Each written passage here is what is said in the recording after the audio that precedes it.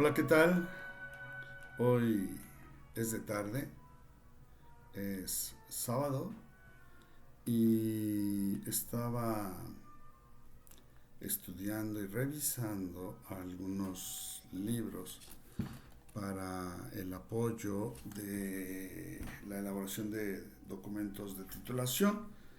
Y bueno, me traje algunos libros, ya saben, en mis viajes por el laberinto no pueden faltar los libros. Y bueno, esta es una colección básicamente de los cubanos y me gustaría empezar con algo que se llama Reinventar la educación, abrir caminos a la metamorfosis de la humanidad. Los autores son Edgar Morán y Carlos Jesús Delgado Díaz, el doctor Carlos Delgado de la Universidad de La Habana, con quien he tenido la oportunidad de platicar en algunas ocasiones y compartir experiencias, conocimientos. En este libro de Reinventar la educación, abrir caminos a la metamorfosis de la humanidad, pues bueno, abrir caminos a la metamorfosis me hace pensar definitivamente en el laberinto. Y esta selección de libros ha sido porque nos enfrentamos a una circunstancia que no hay suficientes textos a veces, o que no sabemos de encontrarlos, o que nos hemos acostumbrado, bueno, yo no, las generaciones jóvenes actuales, a buscar en la red. Pero bueno, voy a compartir algunas citas, como siempre, el tiempo es breve y suele irse muy rápidamente. Entonces, dice aquí en el preámbulo que la ilusión del conocimiento único y certero, la política racional e ilustrada, la educación que estandariza, el progreso y el apetito por lo urgente, el control y las certezas, todavía predominantes, nos conducen al abismo. Me doy cuenta que hacia principios de siglo, cuando iba a La Habana a los estudios del doctorado y a los congresos particularmente de la Sociedad Cubana de Investigaciones Filosóficas, se hablaba mucho del pensamiento del sur. Y yo aquí en mis viajes por el laberinto he compartido algunas ideas en torno a esta conceptualización de la descolonización y el pensamiento del sur. Y bueno, conforme voy leyendo voy encontrando más y más información, lo que hace que se vaya modificando la reflexión a partir de un conocimiento, ¿no? Y me parece interesante porque, bueno, siempre he dicho, porque lo he vivido en mente propia, que en Cuba hay una inteligencia muy avanzada, un desarrollo del conocimiento que va muy por delante. Hoy mismo veo algunas cuestiones más de carácter ideológico y político que en su momento no las interpretaba como tales, pero a la luz de la nueva escuela mexicana, por ejemplo, estoy dándole un sentido diferente. Y bueno, lo dejo ahí, pero aquí continúa en el preámbulo. No, mejor me voy a ir al siguiente capítulo, que se llama Encrucijadas de los conocimientos y las políticas, como les decía. Y dice, la política, una actividad sobredimensionada que alcanza y permea todas las esferas de la vida contemporánea, que se ha profesionalizado y tecnificado, que se ha distanciado de la ética y la ciudadanía. Fíjense, esto es muy sencillo y muy complejo a la vez, ¿no? La política se ha distanciado de la ética y la ciudadanía. Sin embargo, en los planes de la nueva escuela mexicana, por ejemplo, nos plantean mucho el trabajo ético del docente, y por otra parte la construcción, la configuración cognitiva de nuevas ciudadanías en los niños desde pequeñitos, desde el preescolar, la primaria. Y bueno, esto se sigue trabajando en otras etapas posteriores. Sin embargo, habría que pensarlo por los momentos políticos que estamos viviendo en nuestro país. Hoy es el último fin de semana de septiembre y dentro de 3 días tendremos un cambio en el poder ejecutivo de México. Y bueno, eso merita una desviación en el laberinto, pero de momento me gustaría continuar con estos textos, ¿no? Bueno, imagínense hasta dónde llegan las cosas con esta circunstancia y esta dificultad que se ha establecido desde el Poder Ejecutivo actual y la presidenta electa con respecto al rey de España y a una reconfiguración de la historia que están solicitando y que, bueno, nos remite a esto de los pueblos originarios, pero realmente, eh, ¿cómo va a ser eso por algo que sucedió hace 500 años o más?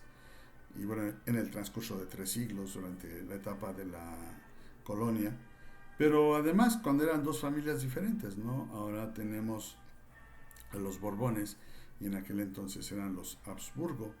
Y pues hay muchas cosas que comentar. Pero bueno, dice aquí nuestros autores que necesitamos comprender la magnitud de un conjunto de cambios fundamentales que han tenido lugar en la ciencia, los conocimientos, las tecnologías, el planeta y la vida de las personas. Esta cuestión de los cambios es como querer reescribir la historia. ¿Desde dónde? Cuando nos damos cuenta que lo que se propone en el discurso político y educativo, porque política y educación pues van así entrelazados fuertemente, y nos damos cuenta de que nos hablan de la enseñanza, la historia y su enseñanza, y nos damos cuenta que se desprecia la historia, ¿verdad? Y que no sabemos historia, como eso de que Tenochtitlán fue fundado hace 200 años. Ustedes habrán visto la noticia, ¿no? Tengo otro libro que me pareció muy interesante, que se llama Niños emocionalmente inteligentes. Es de Zoe Bello, es otro libro también de publicación cubana, de editorial Liber. Y bueno, dice cosas interesantes que a una docente en formación, sobre todo para los niveles de preescolar y primaria, creo que son interesantes. Dice que se espera que de los frutos de este trabajo, de esta obra, permitan comprender a padres y maestros que aprender a escribir, leer y sentir son peldaños para alcanzar niveles más altos del desarrollo. Esto lo escribe Zoe Bello Dávila, la autora, y luego más adelante dice, por ejemplo, que los estándares a cumplir para ser una persona inteligente no dependen solo de nuestro criterio personal.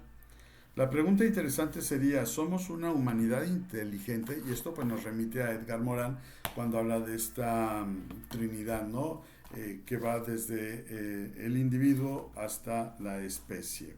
La pregunta interesante sería entonces, ¿somos una humanidad inteligente, una especie inteligente, un individuo inteligente? Pero además, ¿inteligentes para qué? ¿Y cuál ha sido el objetivo de la educación con respecto a la inteligencia? ¿Cuál ha sido el objetivo de la educación con respecto a la inteligencia y cuál sigue siendo este objetivo, o como le llaman ahora en planes y programas, los propósitos? Me parece interesante el uso de la palabra propósitos en contraste con la de objetivos, ¿no? El objetivo como algo que lograr y el propósito como algo que se tiene que hacer. Nos damos cuenta, ¿no? De esta diferencia. Y como siempre reitero, es lo que yo alcanzo a pensar, a reflexionar, y que si alguien tiene alguna idea diferente, pues bueno, está muy bien, ¿no? Dice que las demandas han cambiado y con ellas ha de cambiar el fin de la educación, pues ya hoy no se juzga solo por lo bien que sepamos leer, calcular o resolver los llamados problemas complejos, sino también por lo bien que sepamos manejar las relaciones con nosotros mismos y con los demás. Para quienes no están en el ámbito de la formación de formadores, en el ámbito de la educación y la formación de docentes, un tema que se está trabajando mucho también es el de la resolución de conflictos y de la intervención en crisis. Fíjense, intervención en crisis viene del ámbito de la psicoterapia, la resolución de conflictos, pues tal vez más desde una perspectiva sociológica, pero ahora se pretende que los docentes trabajen estas dos circunstancias y llama la atención. Eh, Voy a adelantarme un poco a ver si encuentro algo, sí, encontraré algo más adelante para cambiar a otro texto. Por ejemplo, aquí dice que es muy complejo, complejo en el sentido de que hay que contextualizar demasiado. Y dice, por ejemplo, aquí que el manejo de las relaciones es la dimensión emocional de carácter más inclusivo, en tanto de alguna manera incluye y precisa a los demás. Este es otro aspecto que se trabaja mucho ahora en planes y programas de la nueva escuela mexicana, el manejo de las relaciones, ¿no? Y la inclusividad. Pero fíjense que esta inclusividad que estamos viviendo es la dictadura de las minorías que van contra lo establecido, contra lo formal, contra las maneras de vida que hemos tenido durante siglos, no voy a decir cuántos siglos, muchos siglos, para evitar situaciones de conflicto precisamente. Y creo que esta cuestión de la inclusión debería de hacer también que aquellos que ahora se sienten dueños del discurso por ser minorías, se den cuenta que también los otros tenemos derecho a ser incluidos en el respeto, los beneficios, etcétera. Este libro también lo compré en Cuba, Didáctica, editorial del Ministerio de Educación, pero es de 1959 la traducción de la obra alemana. Y fíjense, de 1959, 40, 65 años ya, y sin embargo dice cosas tan actuales, por ejemplo, lo siguiente, y viene de la República Democrática, que estaba detrás de la cortina de hierro, ¿no? El hecho de que en la enseñanza participan seres humanos, maestros y alumnos con pensamientos y sentimientos, deseos y aspiraciones enteramente diversas, y que el maestro dirija subjetivamente la enseñanza, mientras que los discípulos reaccionan también subjetivamente a ella, no niega en absoluto el carácter objetivo de la misma. Qué interesante, ¿no? Se habla del valor de la objetividad sin negar la subjetividad de los sujetos participantes en el hecho educativo. Y por aquí creo que había señalado algo con respecto a la práctica docente, porque la formación de docentes tiene una fuerte carga en el proceso dinámico de las prácticas desde que inician la carrera, ¿no? Es este binomio de la observación y la práctica que al final, en el último año de la formación inicial, conduce, entre otras cosas, hacia la formulación de un documento de titulación. Dice aquí, la práctica suscita no solo percepciones y estímulos que vienen de un diagnóstico, sino que además estimula el pensamiento, pues para la transformación práctica del mundo objetivo, para dominar y dirigir los acontecimientos en la naturaleza y la realidad, no bastan tan solo sentir y percibir lo exterior, la apariencia, sino que hay que penetrar en la esencia, en el concepto. Así, la práctica obliga al hombre a pensar y justamente con ayuda del pensamiento puede alcanzar una comprensión más profunda de la realidad.